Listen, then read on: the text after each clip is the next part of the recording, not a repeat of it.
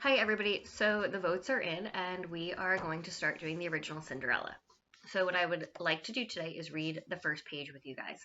I thought it would help if I read it the way that we normally would read it in class. If this is not conducive to you, it is 100% up to you. If you would like to open it, it is posted on the Schoology page and you can have someone else read it to you or you can read it to yourself. Now, this is Cinderella or the Little Glass Slipper. It is by Charles Perrault. Now, if we remember, this is the same person who wrote the original Beauty and the Beast that we read. Now, when I say original, I'm talking about some of the original writings of these fairy tales. A lot of different cultures have a lot of different versions of the same fairy tale, so it's hard to call one the absolute original. Now, Charles Perrault wrote a lot of the ones that were considered the Hans Christian Andersen fairy tales. So this is translated from French because he usually wrote everything originally in French at that point. So I'm going to go through the first 3 paragraphs and then I'm going to close out this video and leave you guys with a couple questions. So, once there was a gentleman who married for his second wife the proudest and most haughty woman that was ever seen. She had, by a former husband, 2 daughters of her own, who were, indeed, exactly like her in all things.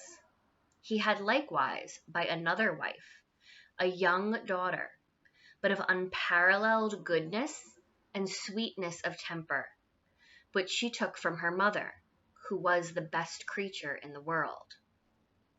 No sooner were the ceremonies of the wedding over, but the stepmother began to show herself in her true colors. She could not bear the good qualities of this pretty girl, and the less because they made her own daughters appear more odious. She employed in her the meanest work of the house. She scoured the dishes, tables, etc., and cleaned Madame's chamber and those of Mrs., her daughters. She slept in a sorry garret on a wretched straw bed, while her sisters slept in the finest rooms with floors all inlaid on beds of the very newest fashion, and where they had looking-glasses so large that they could see themselves at their full length from head to foot. The poor girl bore it all patiently, and dared not tell her father, who would have scolded her, for his wife governed him entirely. When she had done her work, she used to go to the chimney corner and sit down there in the cinders and ashes, which caused her to be called Cinder Wench. Only the younger sister, who was not so rude and uncivil as the older one, called her Cinderella. However, Cinderella, notwithstanding her coarse apparel, was 100 times more beautiful than her sisters, although they were always dressed very richly. So that is the opening. So that was the first 3 paragraphs on page 1. That is the opening before any talk of the ball, which is probably what we all remember from Cinderella. So if we take a look back at it, we have this situation where Cinderella's father marries a woman after the death of his first wife. This woman has 2 children of her own, which are Cinderella's stepsisters, who in the movies are distinctly called her evil stepsisters. Now, the stepsisters are distinctly also older than Cinderella, because they say that by another wife, a younger daughter. So the father has a younger daughter, which is Cinderella. So the stepsisters are older than her. Now, they say that Cinderella is of unparalleled goodness and sweetness of temper. Now, you guys probably know the word temper as somebody has a bad temper, right?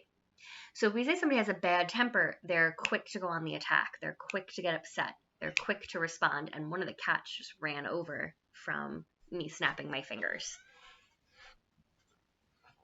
So this is Iris. She thought I was calling her when I was snapping my fingers at everybody. So she has sweetness of temper. She has a very good, even-keeled way of dealing with things. She doesn't get upset. She doesn't get frustrated. She's just kind of even and sweet throughout the day. On top of that, they say she is of unparalleled goodness. Now, if we go back to math, which I know nobody wants to, parallel lines are lines that follow each other, right? They're in the same plane. So unparalleled. So nobody is parallel to her goodness. Everybody else's goodness is either lower than hers. Now, That is to say that she is just the sweetest thing, right? Then they get into that she's also beautiful. That Cinderella, notwithstanding her coarse apparel, so notwithstanding the fact that they try to dress her less than everybody else, that she is dirtier than everybody else, that she is not sleeping in these fine beds and wearing these fine clothes, was 100 times more beautiful than her sisters, although they were always dressed very richly. So that brings us to this question of what makes Cinderella so beautiful. Is it just that she has this beautiful face, even though she's covered in ashes and soot? Or is there something beautiful about her on the inside? Because we've already been told that this goodness and sweetness of temper that she has comes from her mother, who was, quote, the best creature in the world. Which brings us to this idea of why doesn't she tell her dad? Now, I'm not going to answer that question right now because that's going to be one of your questions at the end of this video.